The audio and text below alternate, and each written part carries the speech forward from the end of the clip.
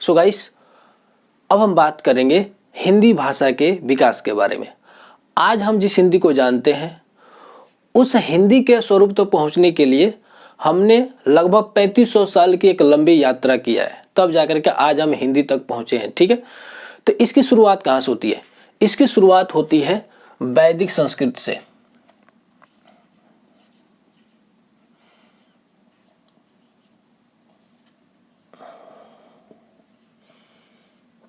वैदिक संस्कृत से। इतिहासकार मानते हैं कि 1500 ईसा पूर्व में आर्य भारत में आए और आर्यों के आने से ही भारत में वैदिक संस्कृत की शुरुआत हुई। समझने की कोशिश करिए मैं क्या कह रहा हूं। आज हम जिस हिंदी के बारे में बात कर रहे हैं उस हिंदी के स्वरूप तक पहुंचने के लिए हमने लगभग 3500 साल की एक लंबी यात्रा की है। 3500 साल की एक लंबी यात्रा की है। इसकी शुरुआत कहां से होती है? इसकी शुरुआत होती है वैदिक संस्कृत से। इतिहासकार मानते हैं कि 1500 ईसा पूर्व में आर्य भारत में आए और आर्यों के आने से ही भारत में वैदिक संस्कृत की शुरुआत हुई। वैदिक संस्कृत के बाद से एक नई भाषा जन्मी, उसका नाम था लौकिक संस्कृत।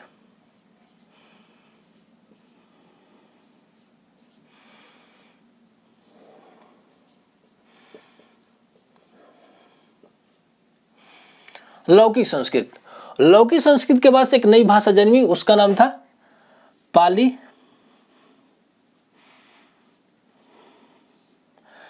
पाली के बाद से एक नई भाषा जन्मी, उसका नाम है प्राकृत।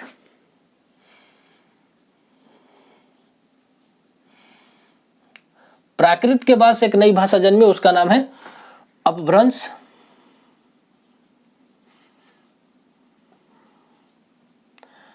अपभ्रंश। अपभ्रंश के 7 प्रकार होते हैं। अपभ्रंश के 7 प्रकार होते हैं।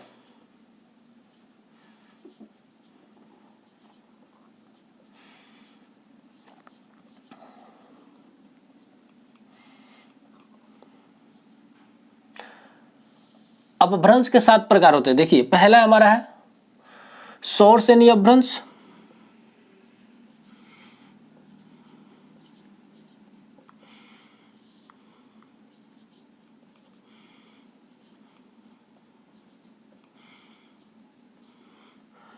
दूसरा हमारा है मागधी अपभ्रंश।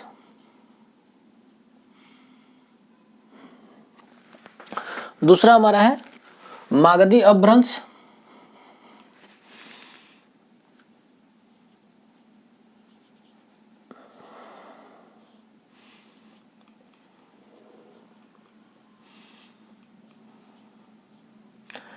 तीसरा हमारा है अर्धमागधी अपभ्रंश।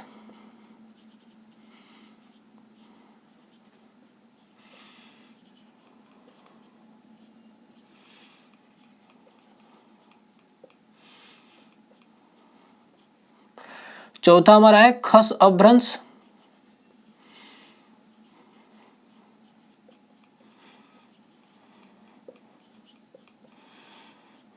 पांचवा हमारा है ब्रांचड़ अपभ्रंश।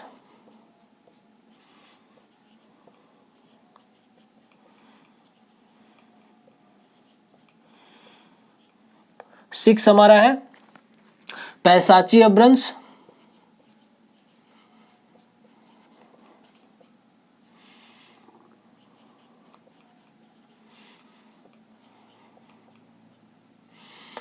सातवें नंबर पर हमारा है महाराष्ट्रीय अपभ्रंश।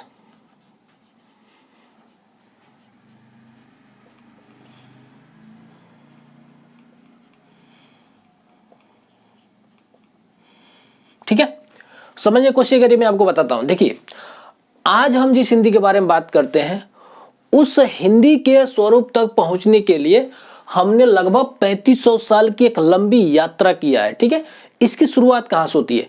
इसकी शुरुआत होती है वैदिक संस्कृत से। इतिहासकार मानते हैं कि आर्य भारत में 1500 ईसा पूर्व में आए और आर्यों के आने से ही भारत में वैदिक संस्कृत की शुरुआत हुई। वैदिक संस्कृत के बाद से एक नई भाषा जन्मी, उसका नाम है लौकिक संस्कृत। लौकिक संस्कृत के बाद से एक नई भाषा जन्मी, उसका नाम है पाली। पाली के बाद से एक नई भाषा जन्मी, उसका नाम है प्राकृत। प्राकृत के बाद से एक नई भाषा जन्मी, उसका नाम है अपभ्रंश। अपभ्रंश में से कौन सा अपभ्रंश? सोर्स यानी अपभ्रंश,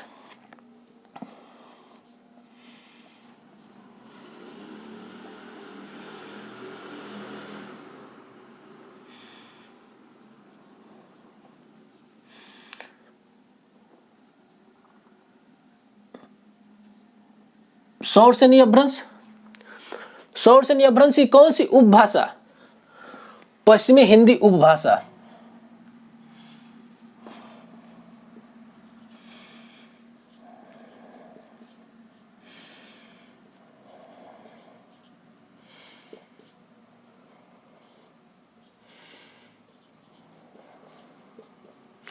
पश्चिमी हिंदी उपभाषा। देखिए हिंदी की 5 उपभाषाएं हैं। हिंदी की 5 उपभाषाएं हैं।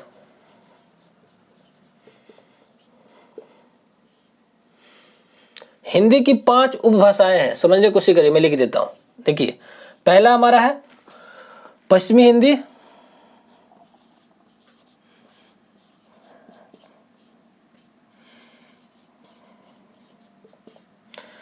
दूसरा हमारा है पूर्वी हिंदी,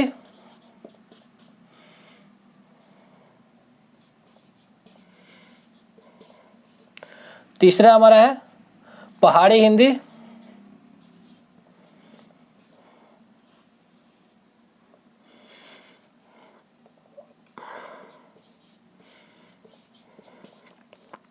चौथा हमारा है बिहारी हिंदी,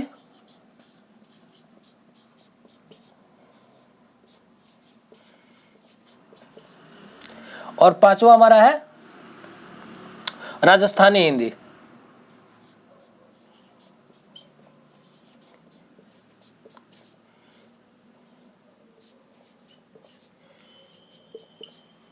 हिंदी, ठीक है। हिंदी की कुल 5 उपभाषाएं हैं। पश्चिमी हिंदी, पूर्वी हिंदी, पहाड़ी हिंदी, बिहारी हिंदी, राजस्थानी हिंदी। हम बात कर रहे हैं हिंदी भाषा के विकास के बारे में। आज हम जिस हिंदी को जानते हैं, आज हम जिस हिंदी को पढ़ते हैं, लिखते हैं, और हम ये जानते हैं कि हमारी हिंदी क्या है, राजभाषा है, राजभाषा का दर्जा प्राप्त है। तो वहां तक पहुंचने के लिए हमने एक यात्रा किया। लगभग 3500 साल पहले एक लंबी यात्रा शुरू हुई, और इसकी शुरुआत कहां से होती है? वैदिक संस्कृत से। इतिहासकार मानते हैं कि 1500 ईसा पूर्व में आर्य भारत में आए, और आर्यों के आने से ही भारत में वैदिक संस्कृत की शुरुआत हुई। वैदिक संस्कृत के बाद से एक नई भाषा जन्मी, उसका नाम है लौकिक संस्कृत। लौकिक संस्कृत के बाद से एक नई भाषा जन्मी, उसका नाम है पाली। पाली के बाद से एक नई भाषा जन्मी, उसका नाम है प्राकृत। प्राकृत के बाद से एक नई भाषा जन्मी, उसका नाम है अपभ्रंश। अपभ्रंश में से कौन सा अपभ्रंश? सौरसेनी अपभ्रंश। सौरसेनी अपभ्रंश की कौन सी उपभाषा? तो पश्चिमी हिंदी उपभाषा। पश्चिमी हिंदी उपभाषा। पश्चिमी हिंदी उपभाषा की कौन सी बोली? खड़ी बोली। खड़ी बोली। खड़ी बोली हमारी क्या है? हिंदी हमारी है। हिंदी हमारी राजभाषा है।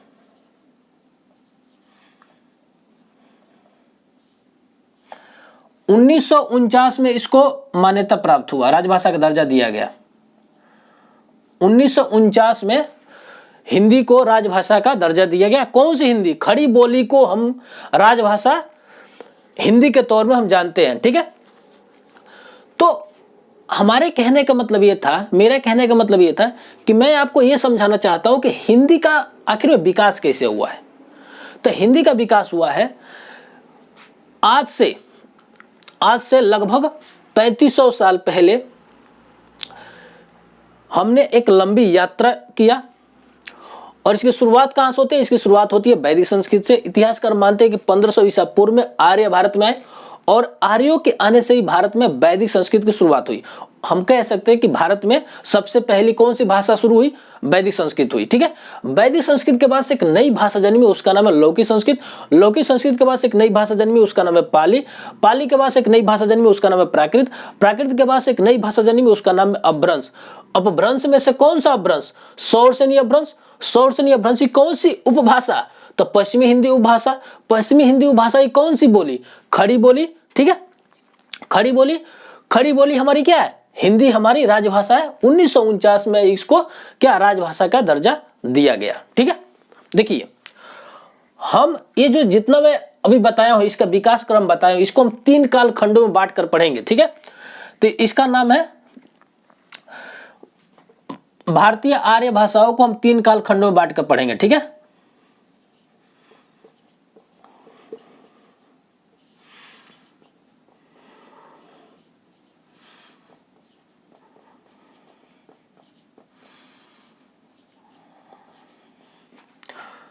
तीन कालखंडों में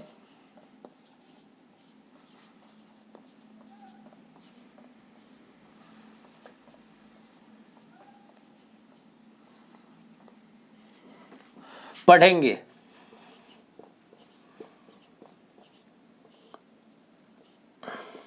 ठीक है, इसको 3 कालखंडों में बांट कर पढ़ेंगे।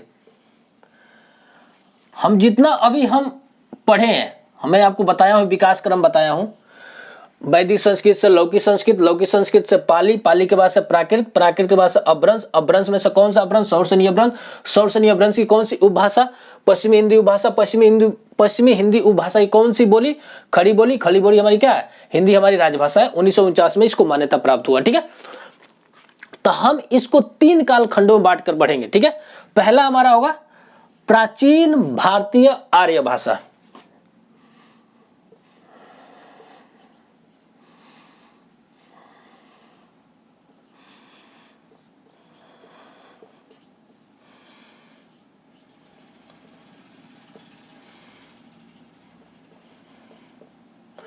प्राचीन भारतीय आर्य भाषा का जो समय होगा कब से कब तक होगा, तो 1500 ईसा पूर्व से लेकर के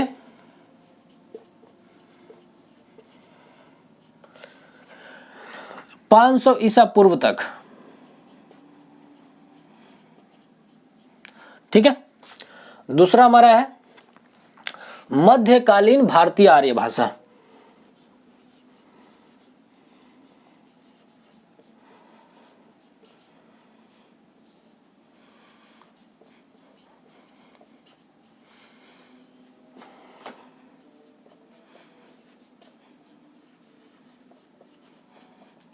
मध्यकालीन भारतीय भाषा का समय कौन सा है, तो 500 ईसा पूर्व से लेकर के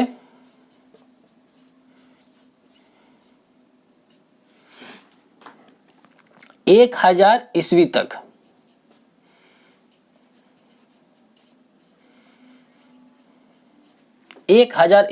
ठीक है, हमारा तीसरा होगा आधुनिक भारतीय आर्य भाषा।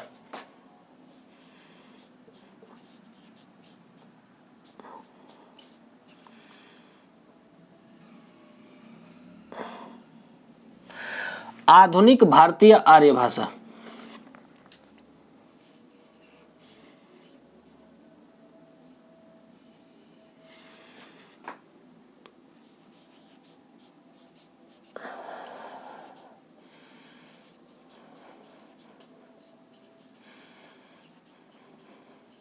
आधुनिक भारतीय आर्य भाषा का समय क्या है, 1000 ईस्वी से लेकर के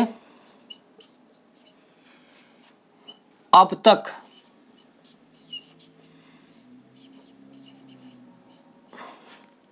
ठीक है, अब तक समझने की कोशिश करिए। मैंने आपको क्या बताया है, मैंने आपको बताया है कि आज हम जिस हिंदी के बारे में बात करते हैं, उस हिंदी के स्वरूप तक पहुंचने के लिए हमने लगभग 3500 साल पहले एक लंबी यात्रा किया। ठीक है, इसकी शुरुआत कहां से होती है, इसकी शुरुआत होती है वैदिक संस्कृत से। इतिहासकार मानते हैं कि 1500 ईसा पूर्व में आर्य भारत में आए और आर्यों के आने से ही भारत में वैदिक संस्कृत की शुरुआत हुई। वैदिक संस्कृत के बाद से एक नई भाषा जन्मी, उसका नाम है लौकिक संस्कृत। लौकिक संस्कृत के बाद से एक नई भाषा जन्मी, उसका नाम है पाली। पाली के बाद से एक नई भाषा जन्मी, उसका नाम है प्राकृत। प्राकृत के बाद से एक नई भाषा जन्मी, उसका नाम है अपभ्रंश। अपभ्रंश में से कौन सा अपभ्रंश, सौर्षणीय अपभ्रंश। सौर्षणीय अपभ्रंश की कौन सी उपभाषा, पश्चिमी हिंदी उपभाषा। पश्चिमी हिंदी उपभाषा की कौन सी बोली, खड़ी बोली। खड़ी बोली हमारी क्या है, हिंदी हमारी राजभाषा है। 1949 में इसको राजभाषा का दर्जा दिया गया। ठीक है, हम जो ये अपभ्रंश के 7 प्रकार है, हम इसको अलग से इसके बारे में पढ़ेंगे। ठीक है, अपभ्रंश के 7 प्रकार हैं, हम इसके बारे में अलग से विस्तार से जानेंगे, पढ़ेंगे। ठीक है, ये हिंदी भाषा की जो 5 उपभाषाएं हैं, हिंदी भाषा की ये जो 5 उपभाषाएं हैं, इसके बारे में भी हम अलग से विस्तार से जानेंगे, समझेंगे। लेकिन हम सबसे पहले हम इसके बारे में जानेंगे, हम इसके बारे में जानेंगे। सबसे पहले हम इसके बारे में जानेंगे। सबसे पहले हम इसके बारे में, तो हम इसके बारे में विस्तार से जानेंगे, समझेंगे। ठीक है, तब पहले हम प्राचीन भारतीय आर्य भाषा के बारे में बात करेंगे। तो इसमें वैदिक संस्कृत और लौकिक संस्कृत के बारे में बात करेंगे। दूसरा हम बात करेंगे मध्यकालीन भारतीय आर्य भाषा के बारे में। इसमें हम पाली, प्राकृत, अपभ्रंश और शौरसेनी को देखेंगे। आधुनिक भारतीय आर्य भाषा के बारे में भी हम पढ़ेंगे, विस्तार से जानेंगे, समझेंगे। ठीक है, तो हम इसके बारे में विस्तार से पढ़ेंगे, देखेंगे। लेकिन इसको हम बाद में देखेंगे, इसको भी हम बाद में देखेंगे। पहले हम इसको देखेंगे, विस्तार से जानेंगे, समझेंगे। ठीक है, आप इसका क्या करो, नोट्स बना लो। ठीक है,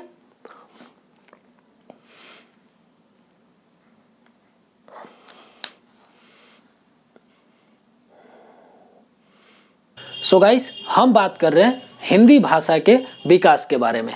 हिंदी भाषा का विकास कैसे हुआ, थोड़ा सा ही जान लीजिए। ठीक है, इतिहासकार मानते हैं कि आर्य भारत में लगभग 1500 ईसा पूर्व में आर्य भारत में, और आर्यों के आने से ही भारत में वैदिक संस्कृत की शुरुआत हुई।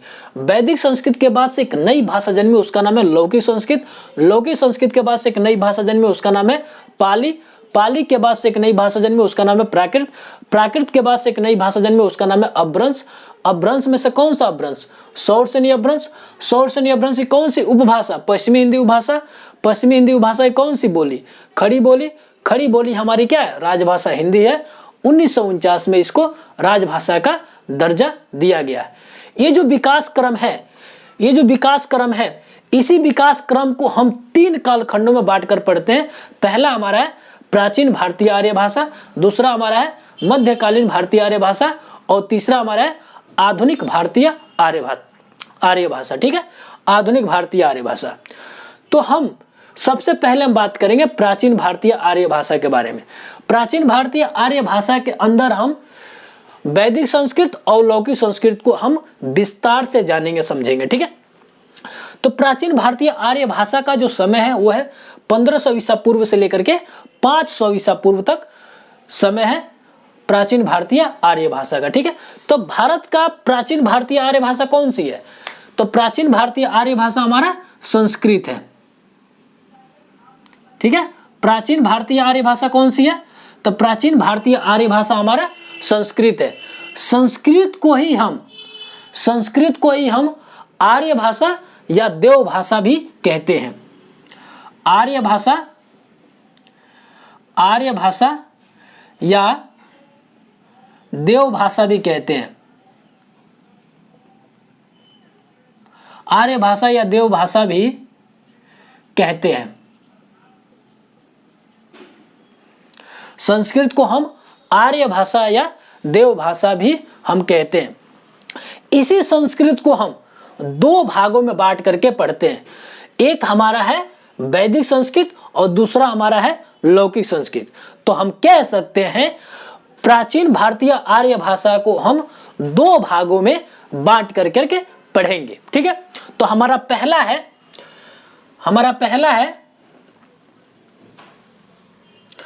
हमारा है वैदिक संस्कृत।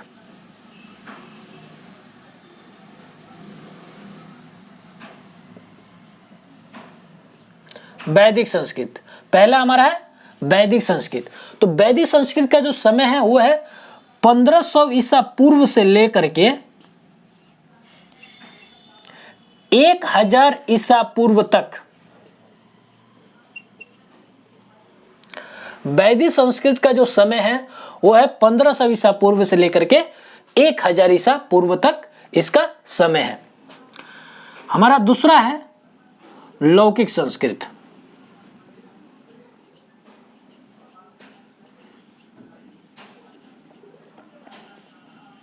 लौकिक संस्कृत का जो समय है वो है 1000 ईसा पूर्व से लेकर के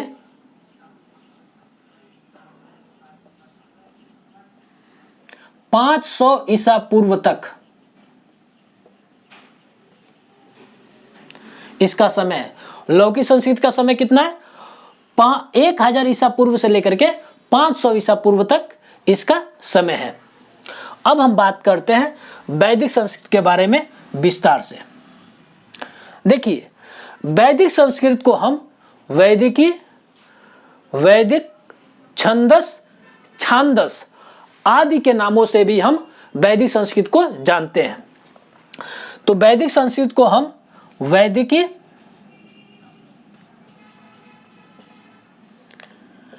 वैदिक,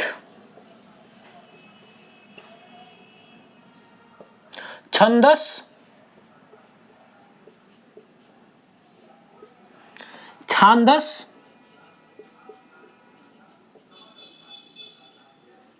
आदि के नामों से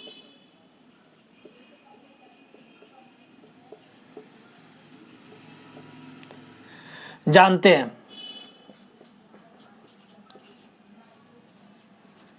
ठीक है, तो मेरा कहने का मतलब है वैदिक संस्कृत को हम वैदिकी भी कहते हैं, वैदिक भी कहते हैं, छंदस भी कहते हैं, छांदस भी कहते हैं। ठीक है,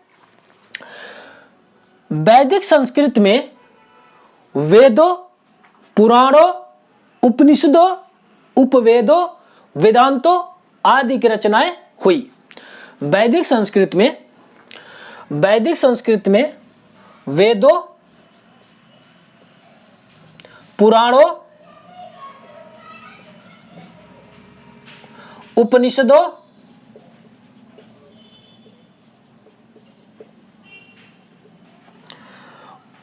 वेदांतों,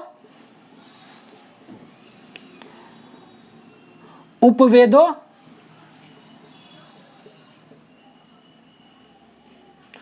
आदि की रचनाएं हुई।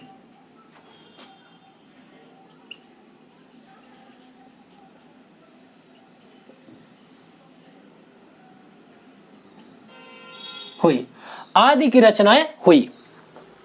वैदिक संस्कृत में वेदों, पुराणों, उपनिषदों, वेदांतों, उपवेदों आदि की रचनाएं हुई। वैदिक संस्कृत में कुल 52 ध्वनियां हैं। कुल 52 ध्वनियां हैं।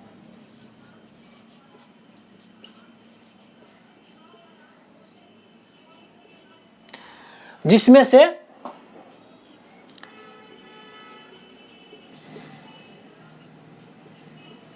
जिसमें से 13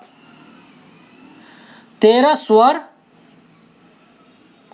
एवं 39 व्यंजन हैं।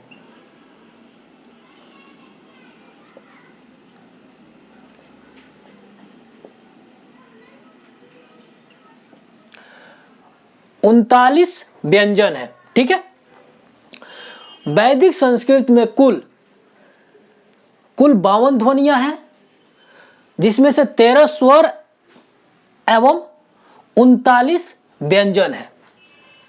जो वैदिक संस्कृत जो भाषा थी वो बहुत कठिन भाषा थी।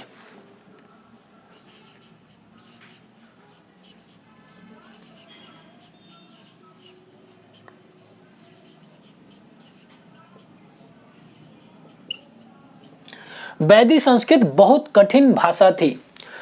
वो जो वैदिक संस्कृत जो भाषा थी वो आम नागरिकों से संबंधित नहीं थी।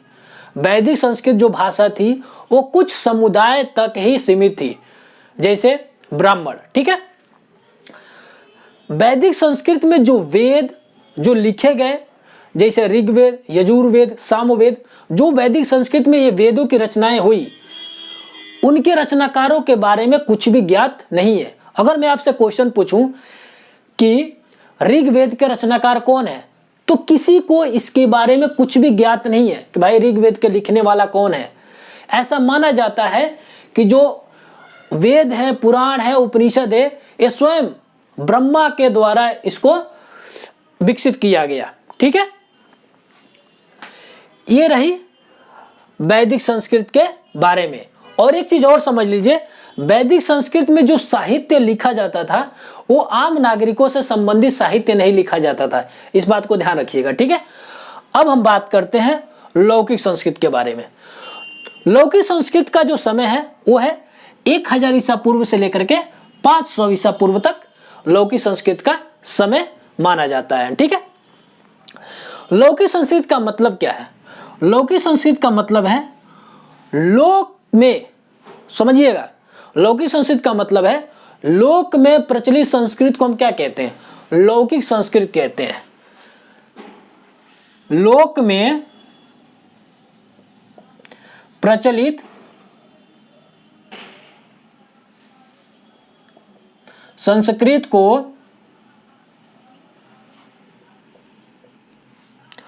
लौकिक संस्कृत कहते हैं।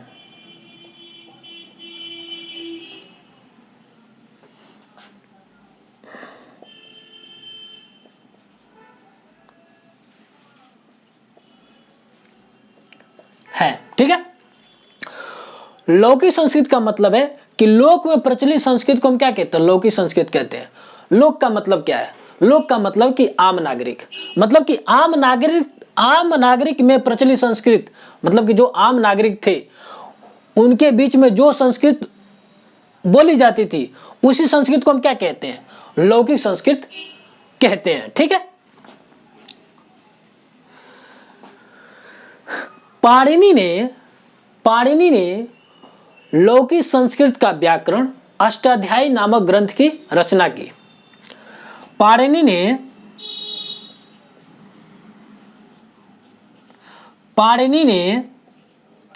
लौकिक संस्कृत का व्याकरण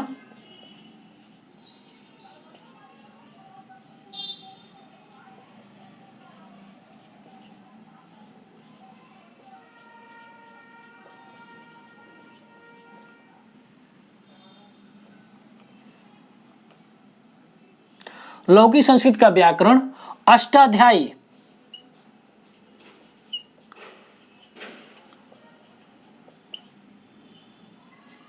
ग्रंथ की रचना की। ठीक है, पाणिनि ने लौकिक संस्कृत का व्याकरण अष्टाध्यायी ग्रंथ की रचना की। ठीक है, लौकिक संस्कृत में लोक से संबंधित साहित्य की रचना होती थी।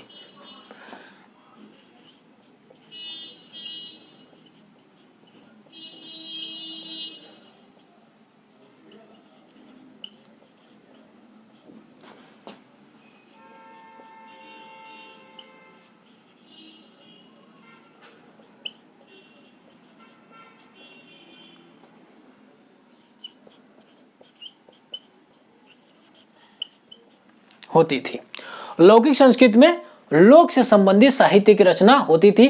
इसका मतलब है कि लौकिक संस्कृत में आम जन से संबंधित साहित्य की रचना होती थी। लौकिक संस्कृत में कुल 48 ध्वनियां थी। ठीक है,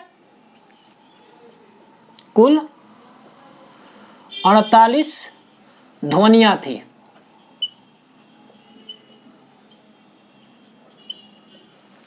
ठीक है, लौकिक संस्कृत में जो रचनाकार हुए उनके बारे में हमें जानकारी प्राप्त होती है, लेकिन वैदिक संस्कृत में रचनाकारों के बारे में जानकारी प्राप्त नहीं होती है। लौकिक संस्कृत आसान भाषा थी, किसके तुलना में? वैदिक संस्कृत के तुलना में। ठीक है, तो हमने प्राचीन भारतीय आर्य भाषा के बारे में हमने विस्तार से जाना समझा। हमने प्राचीन भारतीय आर्य भाषा के अंदर हमने वैदिक संस्कृत और लौकिक संस्कृत के बारे में हमने विस्तार से जाना। ठीक है, तो हमने दो भाषाओं के बारे में हम अच्छी तरह से जाने के समझ गए, एक हमारा वैदिक संस्कृत और दूसरा हमारा लौकिक संस्कृत। ठीक है, आप इसका नोट्स बना लीजिए।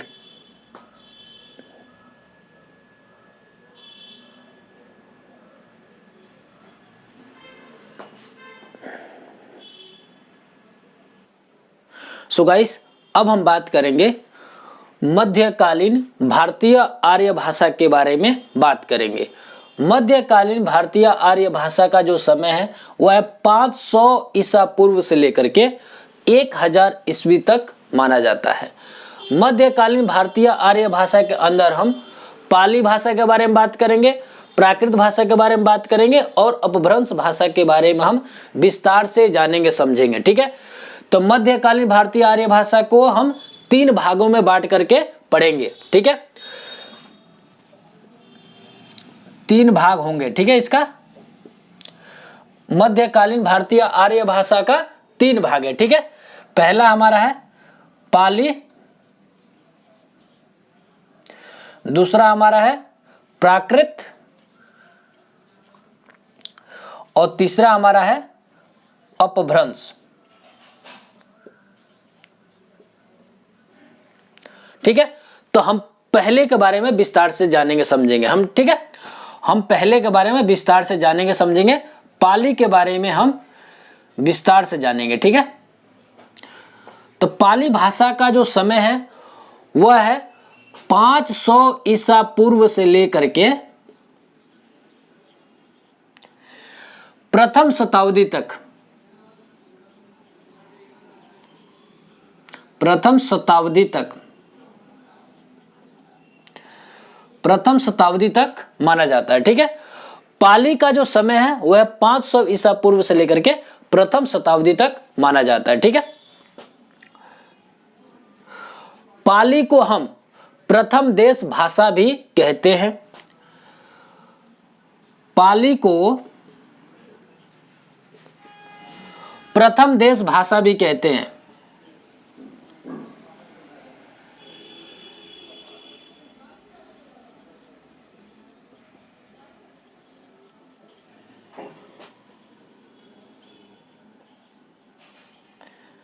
पाली को प्रथम देश भाषा भी कहते हैं। पाली को हम प्रथम प्राकृत भी कहते हैं। पाली को प्रथम प्राकृत भी कहते हैं।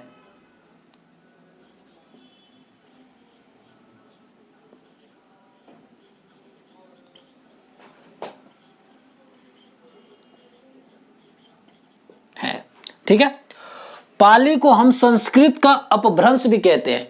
पाली को हम संस्कृत का अपभ्रंश भी कहते हैं। पाली को संस्कृत का अपभ्रंश भी कहते हैं।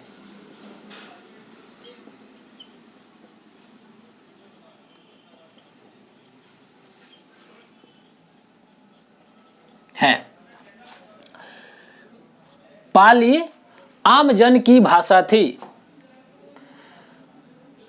पाली आम जन की भाषा थी।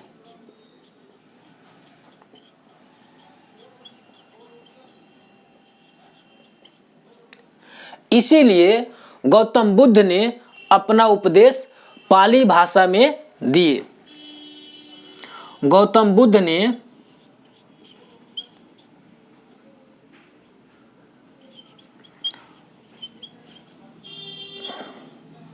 अपना उपदेश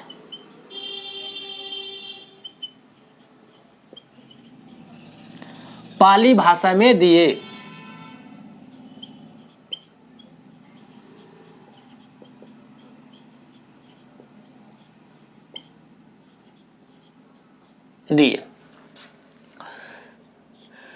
इसीलिए पाली को हम बुद्ध वचन भी कहते हैं। पाली को बुद्ध वचन भी कहा जाता है।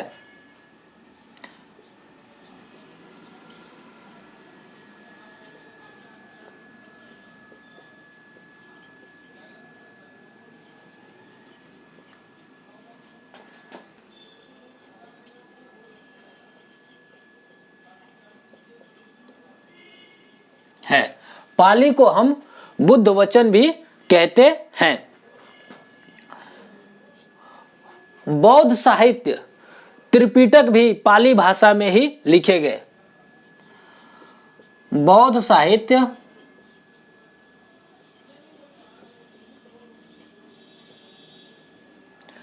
त्रिपिटक भी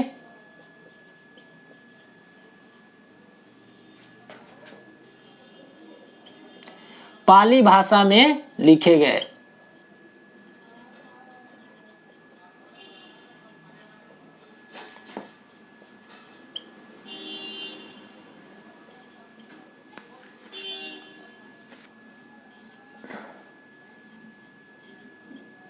पाली भाषा में लिखे गए। ठीक है, ये रही पाली भाषा के बारे में विस्तार से जाने समझे हम। ठीक है, आप इसका नोट्स बनाओ। ठीक है, उसके बाद हम बात करेंगे प्राकृत भाषा के बारे में विस्तार से जानेंगे समझेंगे। ठीक है, आप इसका नोट्स बनाओ। अब हम बात करेंगे मध्यकालीन भारतीय आर्य भाषा का दूसरे भाग के बारे में बात करेंगे, प्राकृत भाषा के बारे में हम बात करेंगे। ठीक है, दूसरा जो हमारा है प्राकृत भाषा। ठीक है, प्राकृत के बारे में बात करेंगे। प्राकृत का जो समय है वह है प्रथम शताब्दी से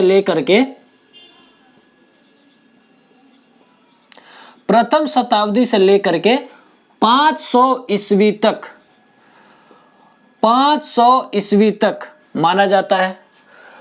प्राकृत का जो समय है वह है प्रथम शताब्दी से लेकर के 500 ईस्वी तक माना जाता है। ठीक है, प्राकृत को हम द्वितीय प्राकृत भी कहते हैं। प्राकृत को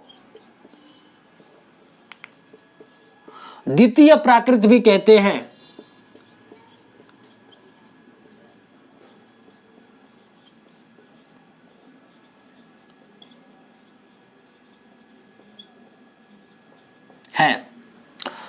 प्राकृत को हम द्वितीय देश भाषा कहते हैं। प्राकृत को द्वितीय देश भाषा भी कहते हैं।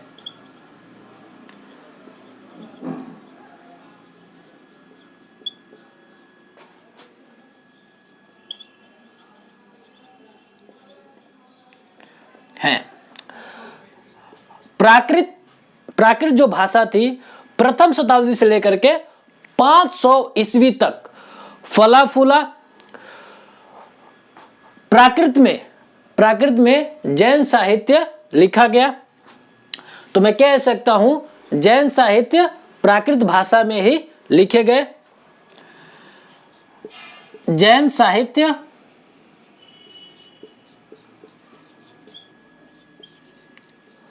प्राकृत भाषा में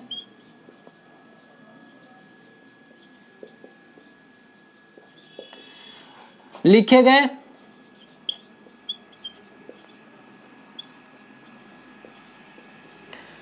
ठीक है, लिखे गए। जैन साहित्य प्राकृत भाषा में लिखे गए। हेमचंद्र जी को प्राकृत का पारणी कहा जाता है। हेमचंद्र जी को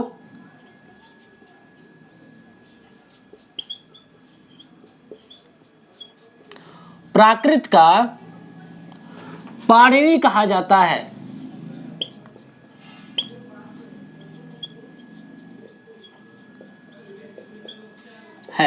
ऐसा क्यों हुआ?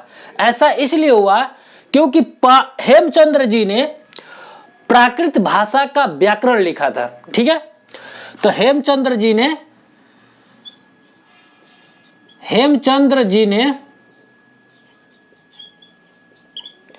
प्राकृत भाषा का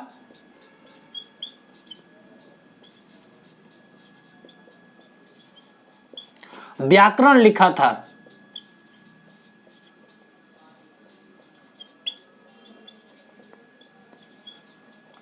ठीक है, देखिए जो हेमचंद्र जी जो थे ना, उन्होंने क्या किया था, प्राकृत जो भाषा थी उसका व्याकरण उन्होंने लिखा था। ठीक है, और प्राकृत भाषा में ही जैन साहित्य लिखे गए थे।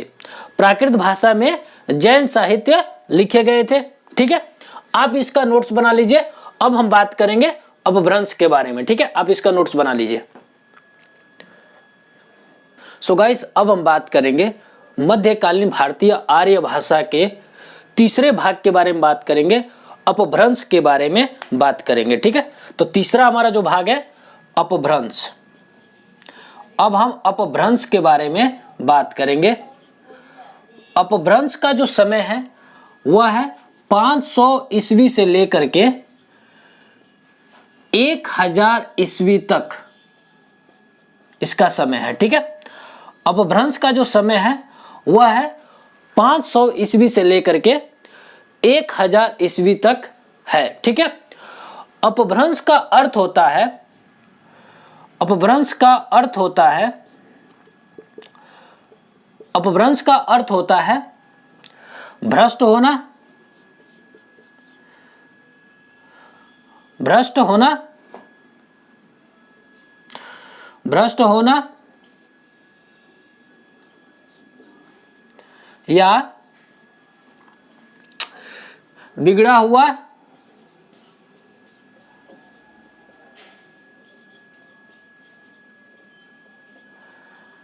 या, देखिए अपभ्रंश का अर्थ होता है भ्रष्ट होना या बिगड़ा हुआ या पथ से भटकना।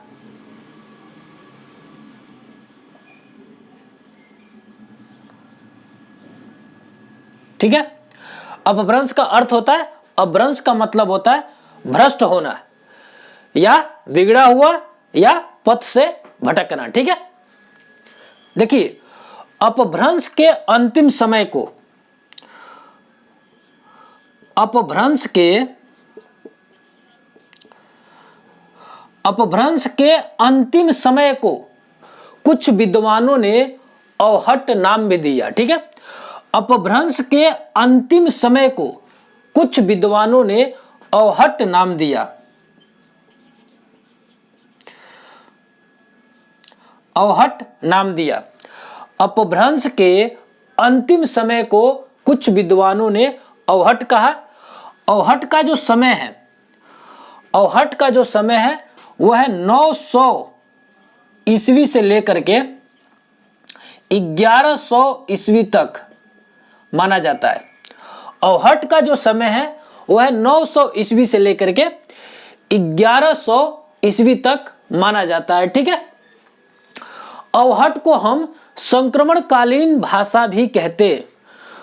अवहट को हम संक्रमणकालीन भाषा भी कहते हैं।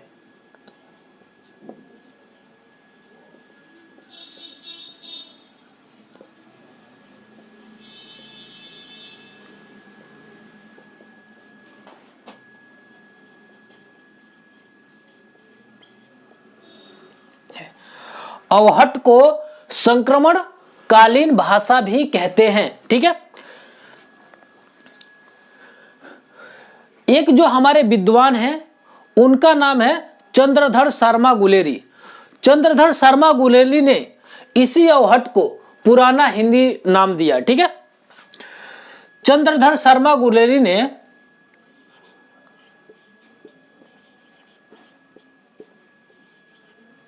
चंद्रधर शर्मा गुलेरी ने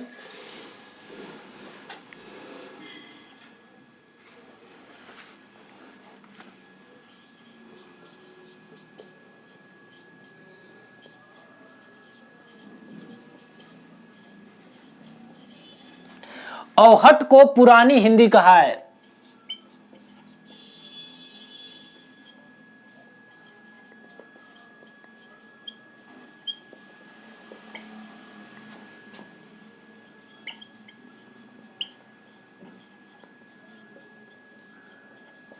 ठीक है, एक बार और समझाता हूं, ध्यान समझिएगा। ठीक है, अपभ्रंश का जो समय होता है वो होता है 500 ईस्वी से लेकर के 1000 ईस्वी तक इसका समय माना जाता है। ठीक है, अपभ्रंश का अर्थ होता है भ्रष्ट होना या बिगड़ा हुआ या पथ से भटकना। ठीक है, अपभ्रंश के अंतिम समय को, अपभ्रंश के अंतिम समय को कुछ विद्वानों ने अवहट नाम दिया। ठीक है, अवहट का जो समय माना जाता है वह 900 ईस्वी से लेकर के 1100 ईस्वी तक माना जाता है। ठीक है, अवहट को हम संक्रमणकालीन भाषा भी कहते हैं।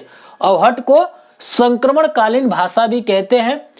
एक जो विद्वान है उसका नाम है चंद्रधर शर्मा गुलेरी।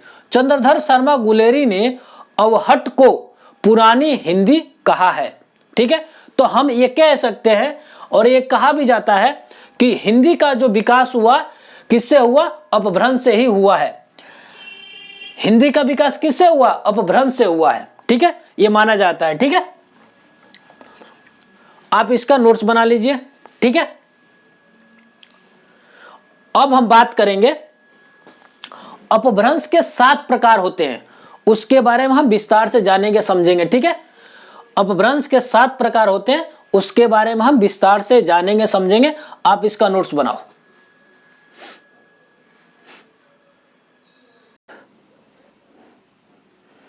सो गाइस, अब हम बात करेंगे अपभ्रंश के बारे में। अपभ्रंश के 7 प्रकार होते हैं, उसके बारे में हम डिस्कस करेंगे। ठीक है, देखिए अपभ्रंश के बारे में हम बात करेंगे। ठीक है, डॉक्टर भोलानाथ तिवारी ने अपभ्रंश के 7 प्रकार बताए हैं। ठीक है,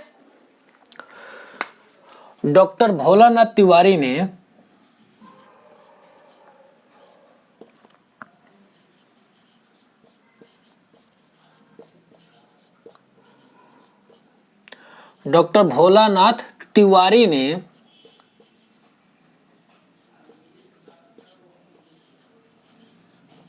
अपभ्रंश के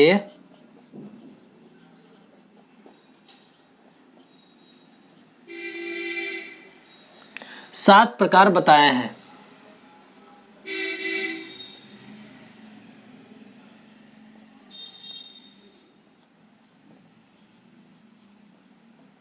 ठीक है, डॉक्टर भोलानाथ तिवारी ने अपभ्रंश के 7 प्रकार बताए हैं। ठीक है, पहला हमारा है सौर सेनी अपभ्रंश।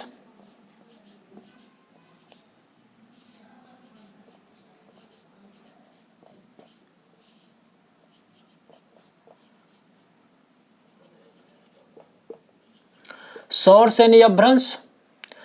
दूसरा हमारा है मागधी अपभ्रंश।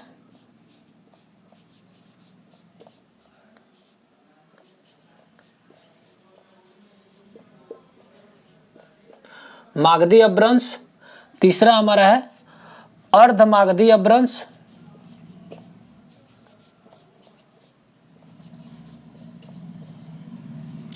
अर्धमागधी अपभ्रंश।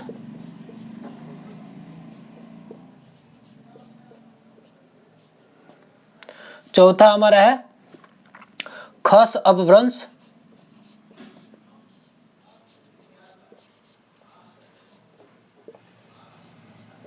खस अपभ्रंश। पांचवा हमारा है पैशाची अपभ्रंश।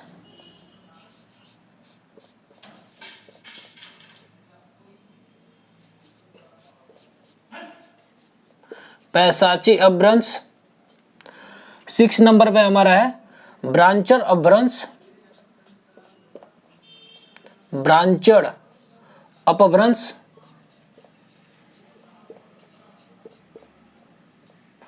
और 7वें नंबर पे हमारा है महाराष्ट्रीय अपभ्रंश।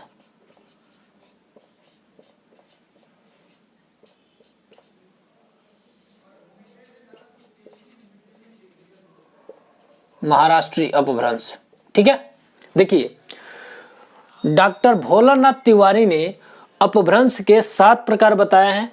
पहला हमारा सौर सेनी अपभ्रंश, दूसरा हमारा मागधी अपभ्रंश, तीसरा हमारा अर्धमागधी अपभ्रंश, चौथा हमारा है खस अपभ्रंश, पांचवा हमारा पैशाची अपभ्रंश, 6 नंबर पे हमारा है ब्रांचर अपभ्रंश और 7वें नंबर पे हमारा है महाराष्ट्रीय अपभ्रंश। ठीक है, अब हम बात करेंगे सौर सेनी अपभ्रंश के बारे में।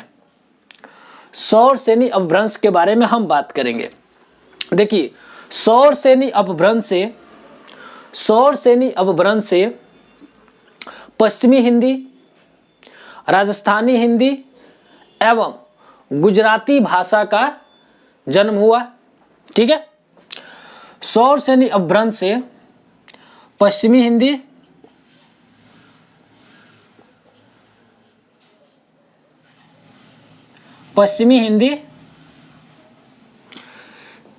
राजस्थानी हिंदी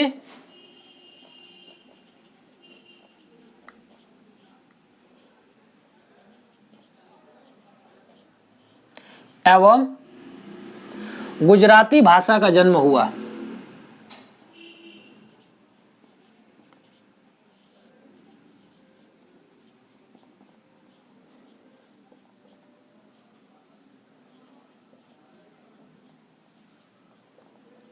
जन्म हुआ है। ठीक है, देखिए सौरसेनी अपभ्रंश से पश्चिमी हिंदी, राजस्थानी हिंदी एवं गुजराती भाषा का जन्म हुआ है। ठीक है, दूसरा हमारा है मागधी अपभ्रंश। मागधी अपभ्रंश से बिहारी हिंदी, बांग्ला, उड़िया एवं असमिया भाषा का विकास हुआ है या जन्म हुआ है। ठीक है, देखिए मागधी अपभ्रंश से बिहारी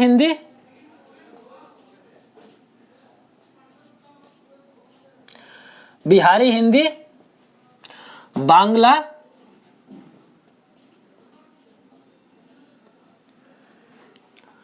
उड़िया एवं असमिया भाषा का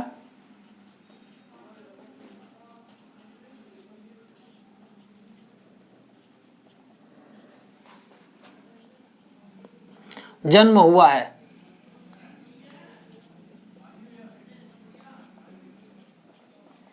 ठीक है, देखिए मागधी अपभ्रंश से बिहारी हिंदी, बांग्ला, उड़िया, असमिया भाषा का जन्म हुआ है। ठीक है, तीसरा हमारा है अर्धमागधी अपभ्रंश। अर्धमागधी अपभ्रंश से पूर्वी हिंदी का जन्म हुआ है। अर्धमागधी अपभ्रंश से पूर्वी हिंदी का जन्म हुआ है। पूर्वी हिंदी का जन्म हुआ है।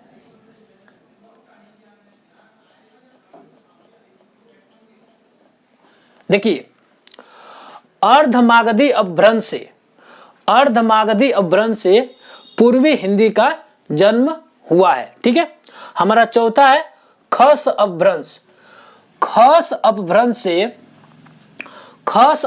से पहाड़ी हिंदी का जन्म हुआ है। ठीक है, खस अपभ्रंश से पहाड़ी हिंदी का जन्म हुआ है।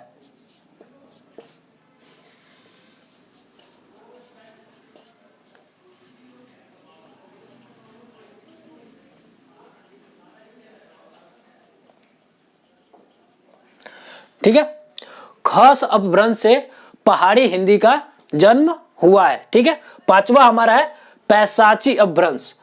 पैशाची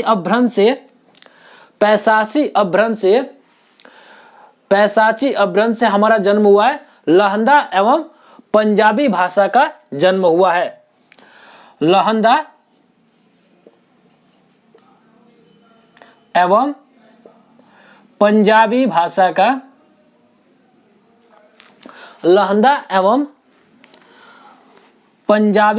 का जन्म हुआ है।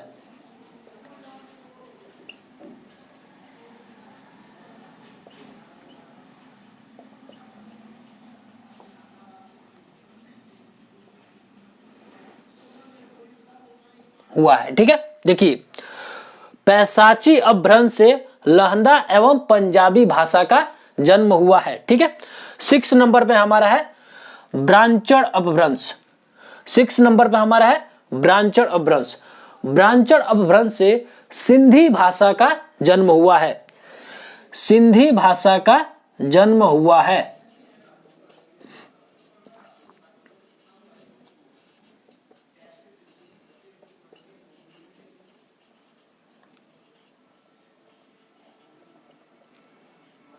सिंधी भाषा का जन्म हुआ है। हमारा 7वां है महाराष्ट्री अपभ्रंश। महाराष्ट्री अपभ्रंश से मराठी भाषा का जन्म हुआ है।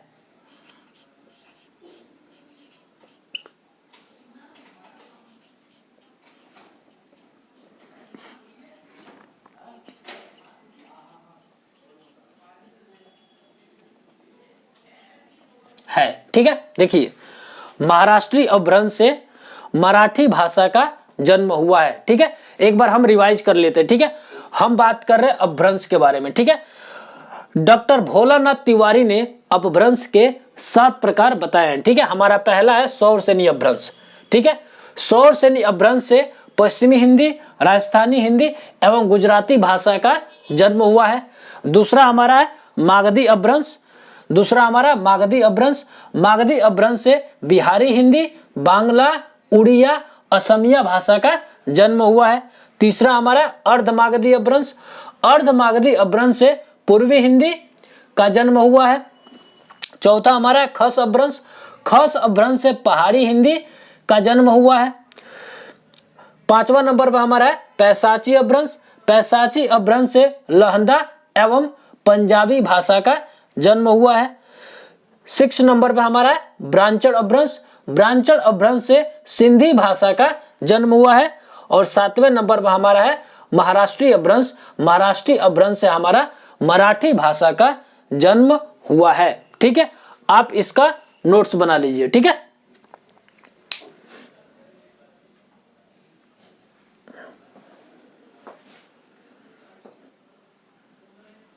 सो गाइस, अब हम बात करेंगे आधुनिक भारतीय आर्य भाषा के बारे में बात करेंगे।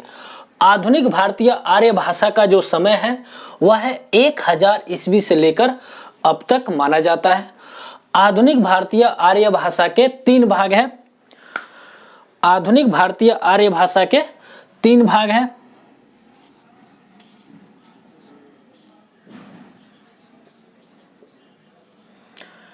तीन भाग है। पहला हमारा है प्राचीन हिंदी।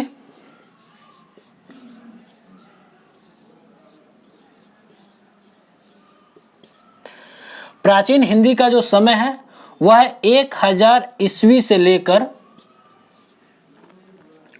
1400 ईस्वी तक माना जाता है। दूसरा हमारा है मध्यकालीन हिंदी।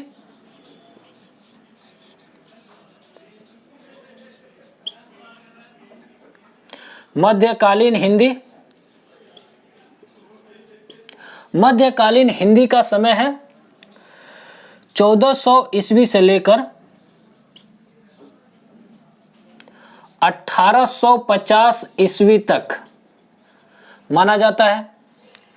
तीसरा हमारा है आधुनिक हिंदी।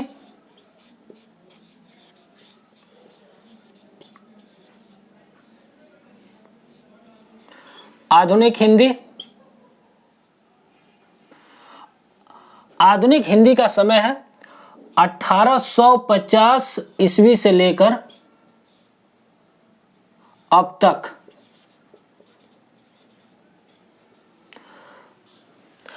आधुनिक हिंदी का समय है 1850 ईस्वी से लेकर अब तक। ठीक है, प्राचीन हिंदी के प्रमुख कवि हैं।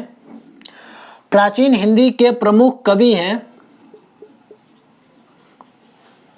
प्रमुख कवि, प्राचीन हिंदी के प्रमुख कवि हैं चंद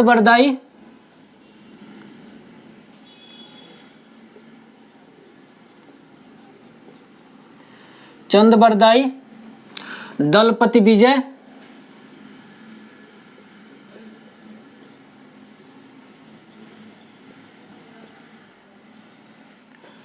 विद्यापति,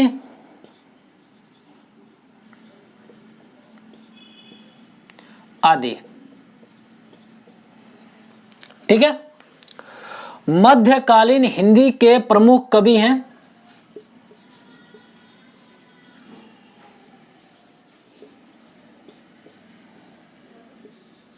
मध्यकालीन हिंदी के प्रमुख कवि हैं सूरदास,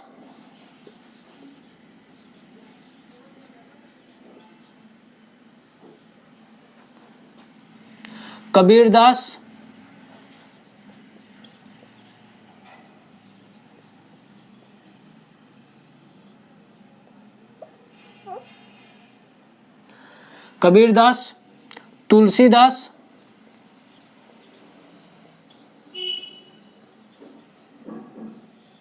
आदि। अब हम बात करेंगे आधुनिक हिंदी के प्रमुख कवि के बारे में।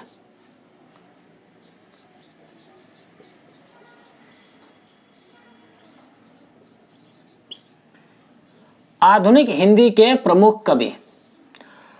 आधुनिक हिंदी के प्रमुख कवि हैं हमारे भारतेंदु हरिश्चंद्र,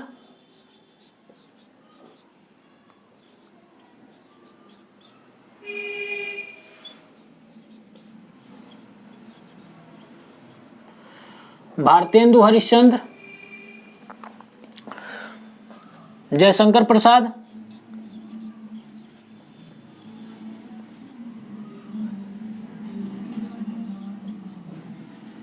जयशंकर प्रसाद, हरिवंश राय बच्चन,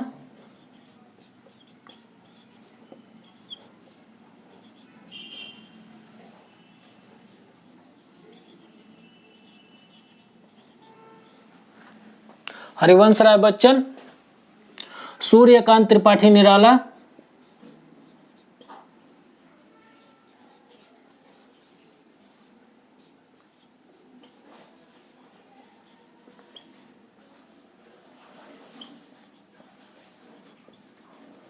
आदि। देखिए एक बार और मैं रिवाइज करा देता हूं, ठीक है। हम बात कर रहे हैं आधुनिक भारतीय आर्य भाषा के बारे में बात कर रहे हैं। आधुनिक भारतीय आर्य भाषा का जो समय है वह 1000 ईस्वी से लेकर अब तक माना जाता है। आधुनिक भारतीय आर्य भाषा का 3 भाग है। पहला हमारा प्राचीन हिंदी। प्राचीन हिंदी का जो समय है वह 1000 ईस्वी से लेकर 1400 ईस्वी तक माना जाता है। प्राचीन हिंदी के प्रमुख कवि हैं चंद्रबरदाई, दलपति विजय, विद्यापति आदि हैं, ठीक है। दूसरा हमारा मध्यकालीन हिंदी। मध्यकालीन हिंदी का जो समय है 1400 ईस्वी से लेकर 1850 ईस्वी तक माना जाता है। मध्यकालीन हिंदी के जो प्रमुख कवि हैं सूरदास हैं, कबीरदास हैं, तुलसीदास हैं, ठीक है, आदि। तीसरा हमारा आधुनिक हिंदी। आधुनिक हिंदी का समय है 1850 ईस्वी से लेकर अब तक। आधुनिक हिंदी के प्रमुख कवि हैं भारतेंदु हरिश्चंद्र, जयशंकर प्रसाद, हरिवंश राय बच्चन, सूर्यकांत त्रिपाठी निराला, ठीक है। ये हमारा हो गया आधुनिक भारतीय आर्य भाषा के बारे में विस्तार से जाने समझे, ठीक है। आप इसका नोट्स बनाइए, ठीक है।